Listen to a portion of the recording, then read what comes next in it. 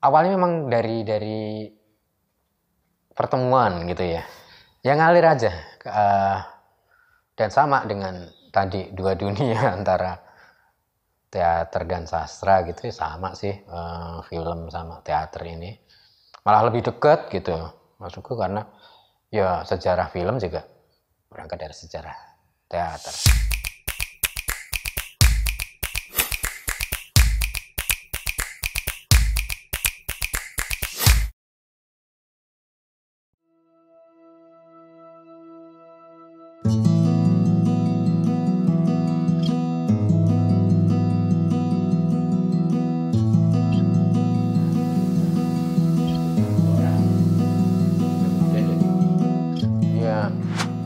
Memang bisa dibilang di dua dunia yang berbeda ya, keaktoran artinya seni pertunjukan dengan sastra gitu. Meskipun ya kalau bagi saya dua dunia ini tetap, meskipun berbeda, dia memiliki keterhubungan yang buat aku organik banget gitu. Aku kan mulainya dari teater dulu ya, artinya dari seni pertunjukan gitu. Dan dari teater ini pelan-pelan kemudian aku banyak bersentuhan dengan naskah, dengan karya-karya sastra gitu yang dipanggungkan, sastra lakon yang dipanggungkan. Nah dari sana kemudian sensitivitas atas kata, kepekaan atas kata, ketertarikan atas kata itu jadi mulai tumbuh gitu. Dan mulai juga muncul keinginan untuk juga bukan hanya menikmati dan memakainya, tetapi juga memproduksinya. Pelan-pelan mulai belajar nulis gitu. Awalnya dari mengadaptasi naskah gitu, tulis puisi gitu, belajar dari banyak puisi-puisi yang lain, penyair-penyair yang lain. Nah dari sana, dan kebetulan di garasi sendiri juga ada banyak kawan-kawan lain gitu ya, yang juga senang dengan sastra. Jadi aku banyak terbantu juga gitu. Bahkan sampai kemudian kami membuat yang namanya lingkaran Bloknot itu, Bloknot Forum. Itu memang satu grup gitu ya, kelompok belajar gitu tentang kepenulisan. Jadi kami belajar bareng-bareng membaca dan menulis di situ, bikin buletin alternatif gitu. Nah dari sana sih kemudian aku pikir jadi satu titik aku merasa masuk lebih jauh lah ke dunia sastra. Kalau sebelumnya kan lebih sebagai penikmatnya dan pemakai gitu, pengguna. Nah aku kemudian mulai masuk, dan itu mungkin momentumnya pas ya, artinya di awal tahun 2000-an itu kemudian ada Akademi Kebudayaan Yogyakarta gitu. Aku tertarik bergabung, ngajuin proposal dan terpilih. Di situ ketemu Pudut, ketemu Eka dan kawan-kawan yang lain. Jadi ya semakin lah gitu ya. Selain di garasi sendiri ada Bloknot, kemudian aku tergabung di Akademi Kebudayaan Yogyakarta yang ya kurikulumnya lebih ketat lah gitu dibanding kami di Bloknot yang lebih semau-maunya. Meskipun kami tetap mencoba di tiap edisi atau di tiap bulan itu selalu ada tema-tema yang kami pelajari, tema-tema baru yang kami pelajari. Nah kalau di AKY kan kayak lebih terfasilitasi lah, selama 6 bulan ada berapa kelas, berapa workshop, targetnya apa, dan kemudian bertemu langsung ya dengan para pengajar gitu ya yang memang kompeten gitu di situ. Dibongkar dari awal gitu, bukan hanya kemudian perkara teknis penulisan, tapi nalar penulisan, pijakan-pijakan dasarnya, belajar metodologi penelitian dan macam-macam. Jadi itu kayak satu modelku yang lumayan kukuh di awal ya, sebagai pintu masuk gitu ya, AKY itu, Bloknot dan AKY. Sementara kan di duniaku yang lain, di teater, di seni pertunjukan, itu kan masih terus ya. Artinya aku nggak berhenti ya dari zaman aku umur 12 tahun, masih bersama Teater Rambutan, itu terus continue sampai SMA dengan Teater MW di SMA Negeri 6. kemudian gabung Sanggar Anom bersama Mas Gentong, terus kemudian ketika masuk UGM aku gabung dengan Garasi sampai sekarang, dan ya udah 27 tahun ya Garasi ada dan terus berproses gitu. Dan kebetulan aku juga terus menerus terlibat di sana, belajar di sana. Jadi kayak semuanya berlangsung organik gitu. Dan ketika aku berusaha membeda-bedakannya, karena banyak orang membeda-bedakannya, aku malah jadi bingung sendiri. Pernah itu kan, kamu enggak bingung nggak rumahmu di mana, sastra atau pertunjukan gitu kan? Kayak pertanyaan-pertanyaan itu selalu datang. Awalnya aku nggak punya pertanyaan itu gitu, menurutku ya sama gitu.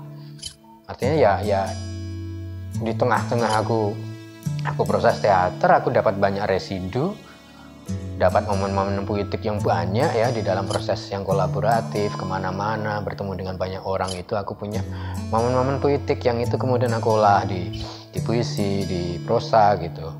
Jadi ya kayak ya udah nyawiji gitu. Apa yang berlangsung di puisi-puisiku misalnya, kemudian ketika ada banyak imaji-imaji peristiwa yang kuat, ya itu aku bikin karya kan gitu. Ada Reporter Hujan dan karya-karya kayak Keroncong Mendut yang memang berangkat dari karya sastra dan berangkat dari puisi-puisiku. Jadi ya kayak gitu ulang-aliknya gitu. Ya aku paham bahwa ini dua dunia yang berbeda. Tapi ketika itu terlalu ditegas-tegaskan, dan aku pernah mengalaminya karena banyak pertanyaan yang sedemikian banyak, rumahmu di mana misalnya. Karena memang jadi susah buat orang lain gitu ya. Saya di Jogja itu kan susah mau ngundang aku di acara sastra atau acara teater, apalagi kan dulu sempat terkotak-kotak banget ya. Aku nggak pernah diundang di acara sastra, tapi juga nggak pernah juga di Jawil untuk acara-acara pertunjukan misalnya, kan sering kayak gitu karena wah dia kan sastra, oh dia teater gitu kan. Aku malah jadi nggak punya tempat. Aku nggak masalah dengan itu. Itu juga cukup menjelaskan kenapa kemudian relasiku dengan banyak penulis-penulis Jogja gitu ya, kecuali angkatanku ya, Ugo, Eka, Budot itu ya karena ada AKY gitu kan, ada Bloknot dengan Raudal gitu, itu kami satu angkatan kebetulan, dan masing-masing kan berada di dalam satu semangat zaman yang sama. Raudal dengan Rumah Lebah gitu kan, Budot dengan komunitasnya sendiri, AKY, dan kemudian berkembang sampai sekarang kan selalu berkomunitas. Aku, Ugo di Garasi dengan Bloknot, kami membangun rumah kami sendiri-sendiri gitu, rumah belajar kami gitu. Yang itu barangkali berbeda ya dengan situasi sekarang gitu. Itu sih, jadi pertanyaan itu selalu ada dan aku juga menjaganya, merawatnya agar juga awas bahwa itu memang dua hal yang berbeda, nalarnya berbeda. Artinya yang aku pelajari itu berbeda. Tapi kalau itu terlalu keras malah jadi mengkotak-kotakkan, memisahkan, yang sebenarnya juga itu berkaitan gitu ya. Ya mungkin paling menarik perjalanan ulang-alik ya dari sastra ke pertunjukan. Yang mungkin buat seniman tradisi gak ada pertanyaan itu. Ya mereka bisa gambar, bisa nulis, bisa nembang, bisa nari, bisa gamel. Terus nggak ada pertanyaan, kamu musisi atau kamu perupa, nggak ada.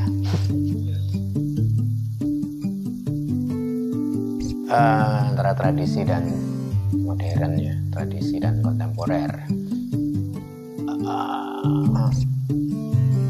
Memang ada itu ya, dan itu juga satu hal yang aku mainkan juga. Sekali lagi juga ulang-alik ya, antara yang tradisional dan yang kontemporer. Awalnya sih nggak terlalu tegas gitu ya. Aku nggak terlalu mengamatinya bahwa aku ternyata punya ketertarikan yang besar gitu ya pada bentuk-bentuk seni tradisional gitu kan, baik di sastra maupun pertunjukannya. Tapi setelah aku lacak-lacak lebih jauh lagi ya sangat mungkin itu dipengaruhi oleh juga lingkungan keluarga gitu ya. Bapakku yang punya kelompok ketoprak di kampungnya gitu kan, mbahku yang seneng nyungging wayang. Jadi mungkin dipengaruhi itu oleh itu, meskipun tidak secara langsung, karena juga kemudian aku nggak terlibat dalam ketoprak itu misalnya. nggak tertarik juga untuk kemudian belajar nari gitu kan, kayak ibu itu, ibu iso nari gitu kan, dia seneng dengan wayang orang Solo kan, seneng dengan wayang orang Sriwedari, sering nonton, dan itu juga jadi bahan dia dongeng buat aku waktu kecil. Buku-buku yang dia pasok ke aku ketika aku bisa baca juga kebanyakan buku-buku wayang gitu loh oleh ibu. Jadi mungkin dari sana ketertarikanku atas hal-hal yang berbau Jawa gitu ya, dunia Jawa itu muncul. Tapi itu nggak terlalu aku sadari. Aku lebih sibuk dengan kemudian teater modern, hal-hal yang baru kan, beda banget jenis latihannya, pola produksinya berbeda banget dengan yang tradisi misalnya. Aku lebih banyak terserap oleh itu. Baru kemudian ketika aku mulai masuk ke bangku SMA, kebetulan aku ngambil jurusan bahasa. Di sana ada jam pelajaran bahasa Jawa, jam pelajaran sastra yang cukup banyak gitu ya. Aku sebenarnya nggak kepikiran bahwa aku akan jadi penulis atau aku suka sastra. Aku lebih menghindari yang eksak gitu kan. Langsung nanti ketemu matematika, apa lu gitu. Sosial saya ketemu matematika gitu, soal akuntansi, menghindari kimia, biologi macam-macam kan ya A1 A2 dihindari lah gitu. Tapi waktu itu kebetulan ada A4 gitu, aku masa SMA 6 dan A4 bahasa. Aku tanya, orang matematikanya cocok gitu. Ya aku lebih nggak suka aja, bukan berarti aku nggak bisa matematika, tapi aku nggak suka sekali gitu. Jadi aku kemudian masuk ke kelas bahasa yang sama sekali nggak aku pahami gitu. Tiba-tiba dilalah juga guru sastra aku itu guru yang killer, tapi dia serius sebagai guru.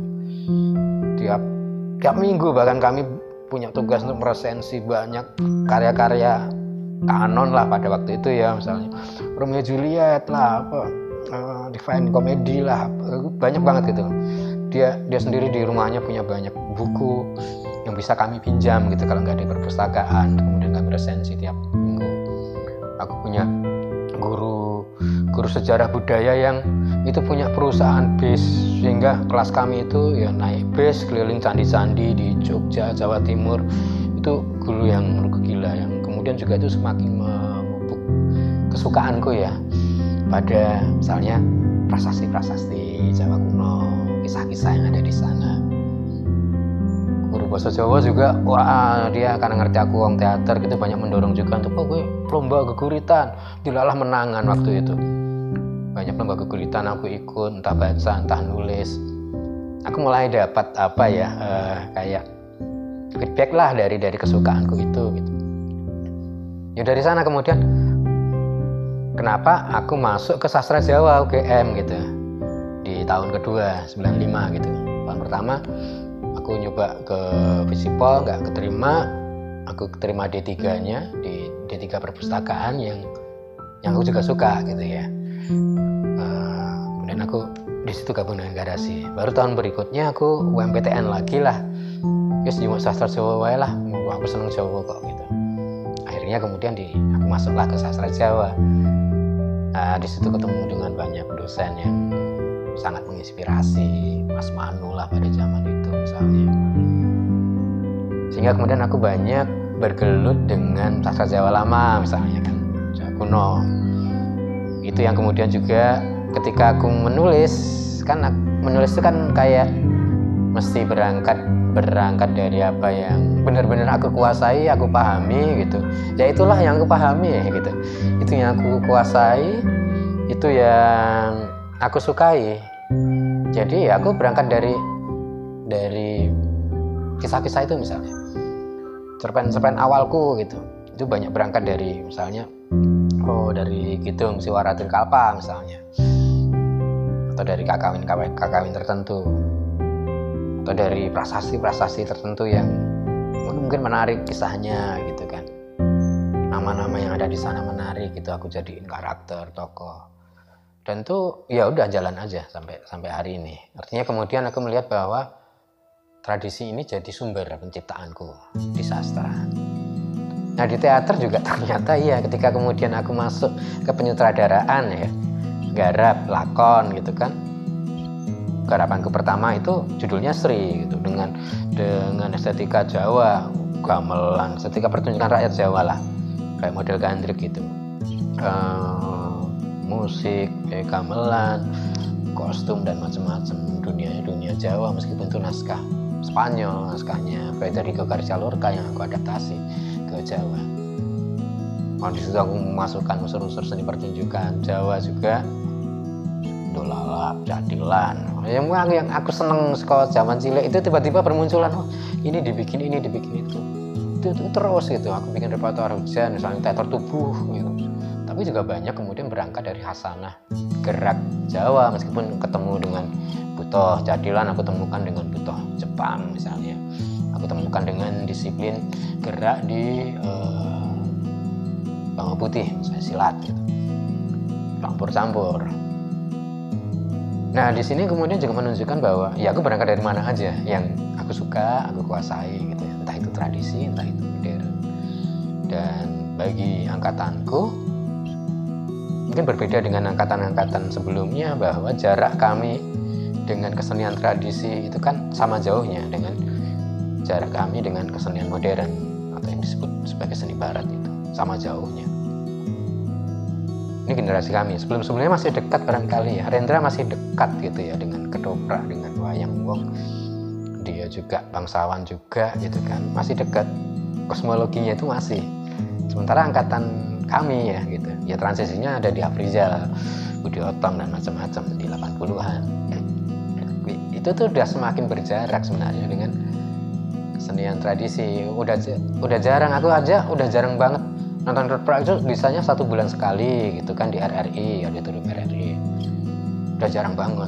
Saparan yang biasanya tiap kampung ono wayang itu makin hari makin nggak ada kan. Jadi semakin jauh sebenarnya ya. Sama halnya ketika mempelajari teater klasik gitu kan, teater barat lah, atau tari modern gitu, sama jauhnya ini. Jadi itu benar-benar sebagai sumber gitu ya menurutku. Ya bahwa aku diuntungkan dengan lingkungan masa kecilku, ingatan masa kecil yang sangat membantu.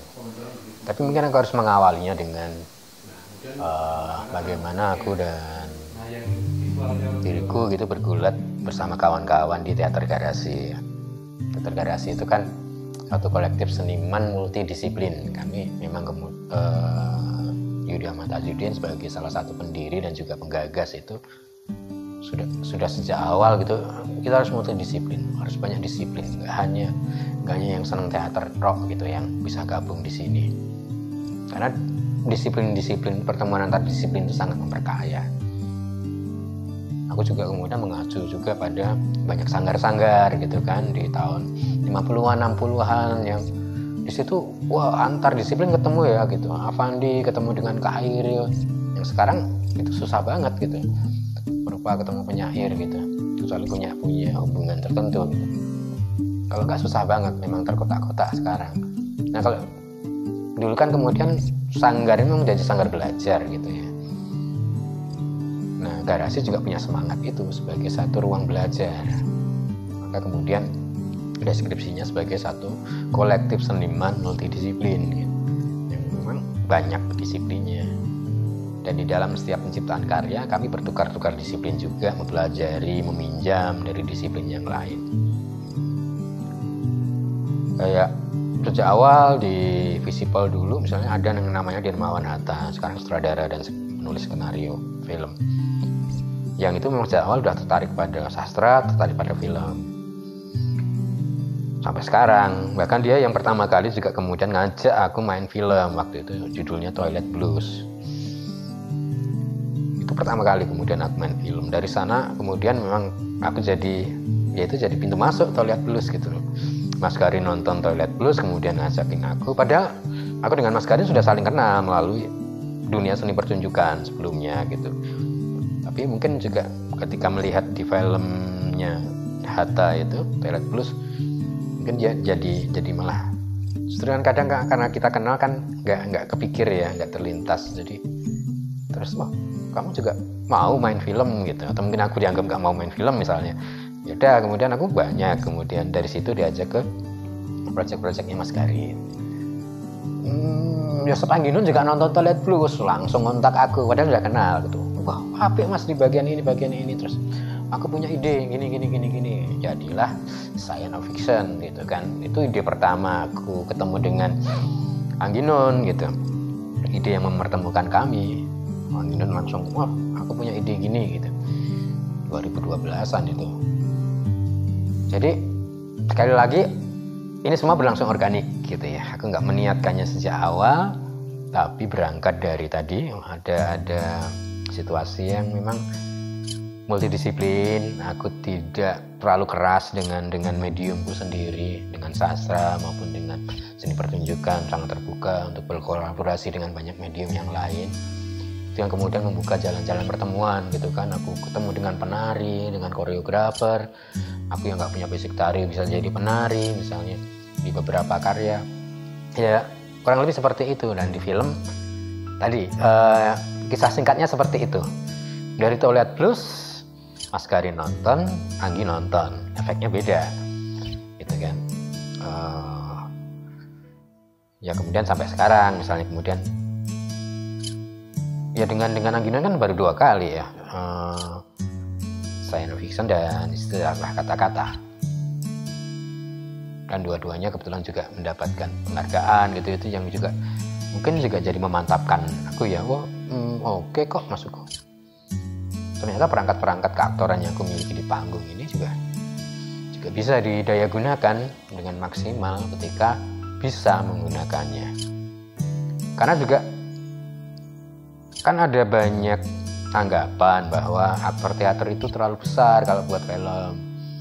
Emosinya terlalu besar, gerakannya terlalu besar, gesturnya, atau selalu jadi artifisial kalau di film gitu kan, nggak bisa main realis gitu. Ya anggapan itu sahih ya, artinya memang benar juga, karena tradisi teater 80-an itu kan banyak digerakkan oleh kalau nggak kemudian berpijak pada tradisi seperti Gandre atau Koma misalnya, kalau nggak ya tubuh gitu ya, yang dibawa oleh Abu Rizal, Budi Otom melalui teater saya yang ngolet-ngolet gak karuan itu gitu kan. Terus jadi itu dua arus di tahun 80-an yang teater realis sendiri memang banyak ditinggalkan. Artinya basic keaktoran realis itu banyak ditinggalkan. Sahih gitu anggapan itu.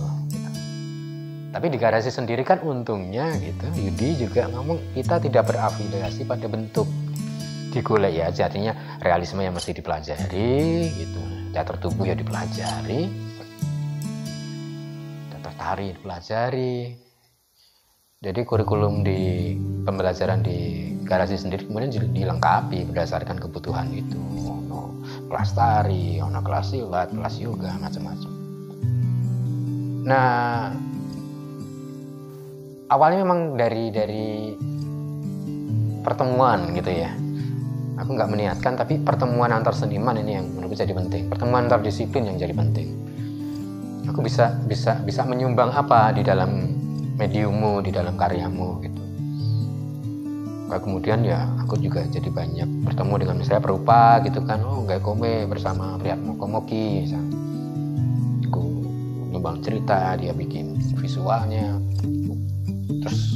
Terus berkembang gitu, karena aku orang pertunjukan, dia pemusik, Kome itu jadi karya pertunjukan yang ngalir aja.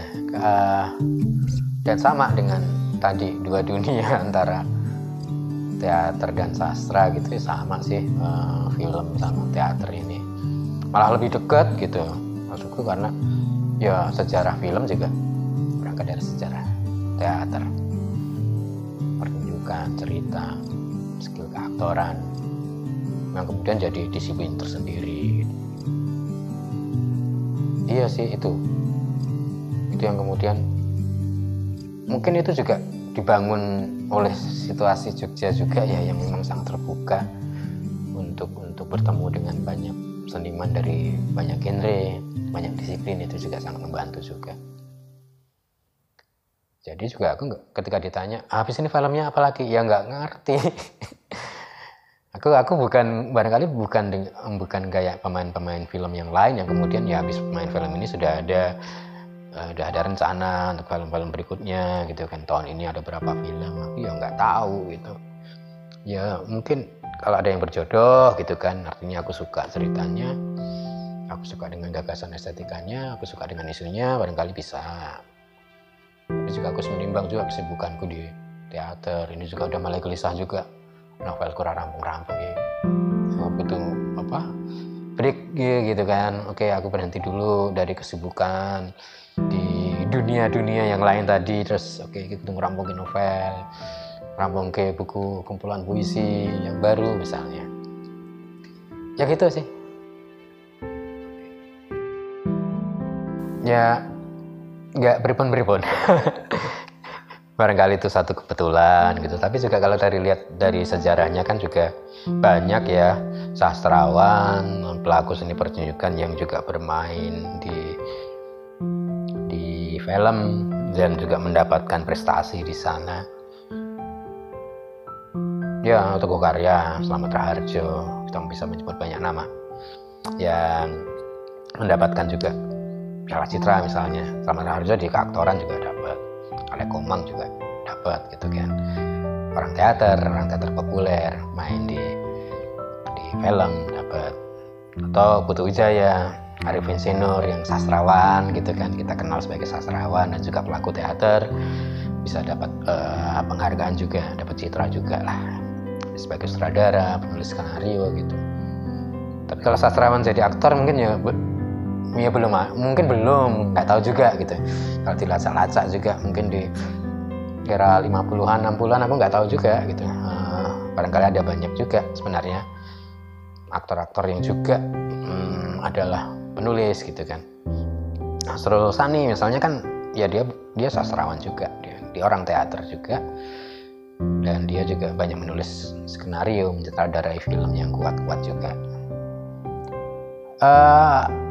Buat aku sih itu bukan sesuatu gitu ya, bahwa mungkin unik, kebetulan yang menyenangkan lah gitu kan.